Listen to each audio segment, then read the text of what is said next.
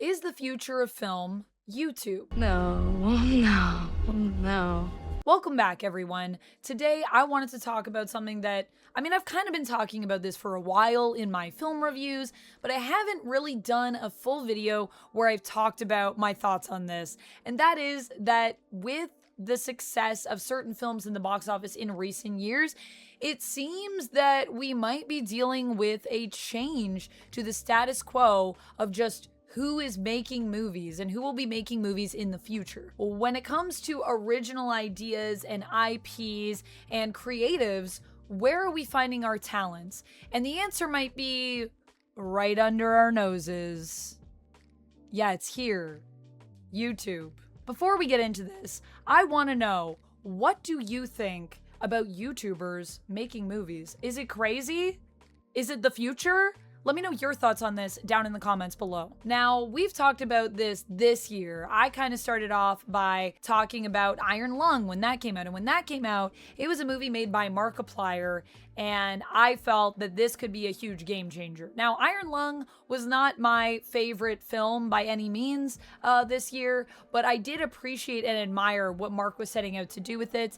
And I thought for a first-time feature, it was pretty dang good. And consider the fact that Mark basically funded this film pretty much on his own, which is wild to me. That's absolutely wild. He put in a lot of blood, sweat, and tears. He really put in a lot of blood on this movie, to be honest with you. Like a lot, like there was buckets, and it paid off for him, I think. I mean, it made a lot of money. It was pretty crazy how well it did. And fans came out and they came to see the movie and they wanted to know people's thoughts on it, and it was amazing. And more recently, I've really been inspired to come here and talk about this because I went to the movies recently and I had a life-changing experience. It's been a few years since I've been to a movie theater and seen it packed on the opening night. Or not even the opening night, like a few weeks after the movie is out, the theater was packed. I had both of those experiences with Backrooms, which I went to see on preview night. Theater was packed. People were in the front row. And then Obsession, went to go see that a few weeks after it came out. Theater still packed. And the other thing I wanted to note is just the collection of people we had in the audience. It was a very diverse audience. There were a lot of younger moviegoers. There were older moviegoers. It was just a great collection of people that just seemed like they were excited to watch a movie and have a shared experience.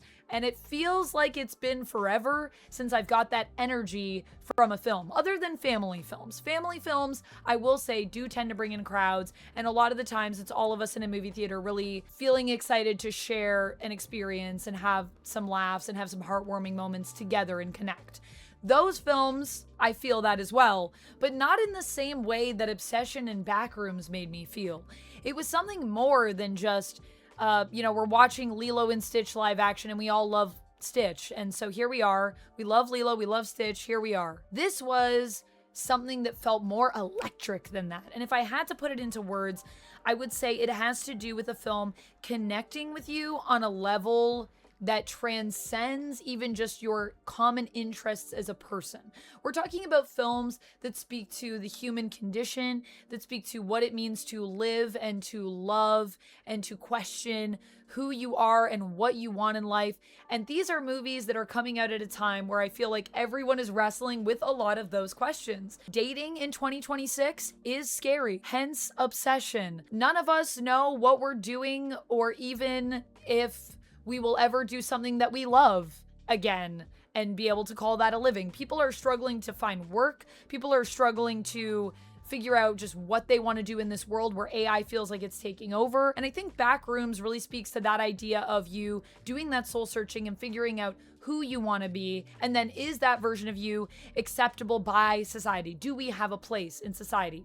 And the crazy thing with YouTubers making films is that this is nothing new. I mean, one, we've all been on YouTube here making content for years. My channel just turned 13 years old, I believe, recently. YouTube had that little thing that pops up that's like, your channel's 13. And I was like, whoa, I have been making YouTube content on and off for a very long time. And consistently, I've been making YouTube content now at this point, also for a very long time. About like 7 or 8 years, I've been doing this pretty much every day of my life, which is kind of crazy to think about.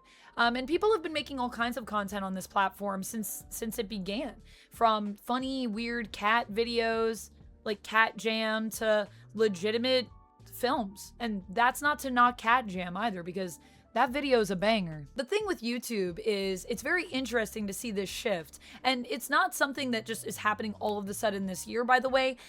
If we go back to 2023, there was a film that is called Talk to Me. And Talk to Me was also made by YouTubers. And we've had a few other films in recent years that have also been made by YouTubers and have had varying degrees of success. So YouTubers have been kind of creeping into the film world for a long time, and the stuff that we make on YouTube is art, is film a lot of the times. I mean, me, I'm here, I'm sitting, I'm talking to you guys about, content in the world, but even then, I'm also a performer, and I do sometimes use my acting skills when I'm making content. So there is overlap, and I think anything that you craft that comes from a creative part of yourself is art, as long as it's something that you made, that's from you, that speaks to your experience on this world and is a way for you to connect with people.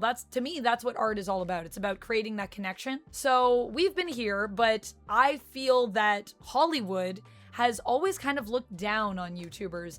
And you see it as well, even in a show that I really loved this year, Wonder Man. I loved that show.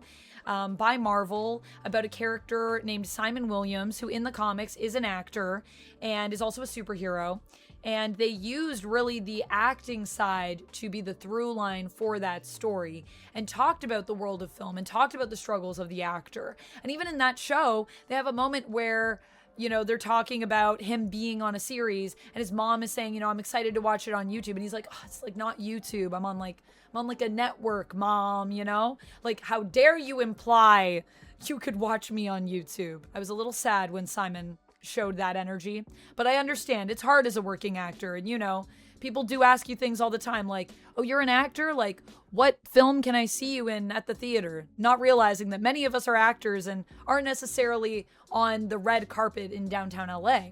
But perhaps through YouTube, that will become less of a thing, because YouTubers are just people. Most of us just started out because we love making stuff. We like making videos. We think it's fun. We have a good time doing it. For me, I actually started out making videos years ago. I was given a camcorder, and I started making videos with my camcorder, which I still have. I need a charger for it, but I still have it. And back then, I used to film videos like on cassettes on my camcorder, and then you could transfer them to bigger cassettes. And that is where a lot of people, I feel like, on YouTube start. You just start as someone that likes to make something. And whether you're using a camcorder or your phone, depending on when you started making film, that is what the platform is for. That's what it's become. And what I love now is that these people that are just people that had a creative spark, that were interested in making something, are now finding enough success on the platform. They have a brand. And the cool thing about YouTube is, when we build a following, when we build a brand on this platform and on other platforms as well, like Twitch and Instagram, but YouTube and Twitch primarily, I would say I noticed this with my audience, you really build a very intense connection, or you can, with your audience, where they're very loyal to what you make. And people aren't just falling in love with the content you're creating, they're also kind of falling in love with a part of you. I mean, that's always what happens when you make art anyways. There is a part of you in there. But the fact that there's so much content, and when you're a YouTuber, a lot of YouTubers do make regular content, whether you're making content monthly, weekly, or like myself, daily. There's a lot of content out there, which means people are used to seeing you potentially every day if they're a loyal follower that watches everything, like some people do. And that is something that I think is unique, where you're seeing a level of loyalty that has kind of been lost to us in film in recent years. People have just been going to the movies, and I think they don't like the feeling of having things sold to them. And so much of film has become really commercial with the success of franchises. And that's not to say that you can't have a franchise that's art. You most definitely can. But because it's become so much about the commercialization and the money and how do we keep the thing going, and, we need another Spider-Man movie and all of these things, we have lost a little bit of the connection with the audience. And so what these movies that we're seeing that are out there now, that are successful, that are made by YouTubers, are doing right now in real time is they are connecting with people because they know what it's like to be a person, because they're just people that wanted to make videos. And so when it comes to the future of film, do I think that this is where we're headed? Very much so. And I'm very excited to see what other creatives on YouTube make, because these are young creators who are making really cool things. I loved both Backrooms and Obsession, and I can't wait to see what everyone does next, to be honest with you. But I think the cool thing about YouTube is it's just a lot of people that have a passion for something, that want to make art. And so that's why I'm really excited to see what people do next. And I think there will be a shift in films that we're already seeing it. It's already happening. And it's because these are audiences, some of them have already connected with these artists and are coming in from the YouTube side. And then the reality is, because these people are just making something for the sake of making something, because they love it, because they got together with their friends or on their own and made something out of just their own minds, their own heart, their own soul. Even if you aren't familiar with these creatives yet, you are going to probably want to see more of their work because you see the movie and that's all captured. And I love that it's bringing back the soul of film. It gives me hope that theaters will stay alive. So I just wanted to come here and talk about it and kind of blab a little about my thoughts. Let me know down in the comments below how you feel about this. If you agree with me, if you disagree with me, why or why not. Let's have a discussion. I love discussing film. I don't know if you've been able to tell from this channel if you're familiar with my work, but I love talking about movies. So I would love to talk more about it with you. Thank you for taking the time out of your day to watch my video. I'll see you in the next one. And until next time, friends, stay nerdy. Bye. And if you love hearing me yap about movies, just click this. Just don't even question it. Just click it. Okay?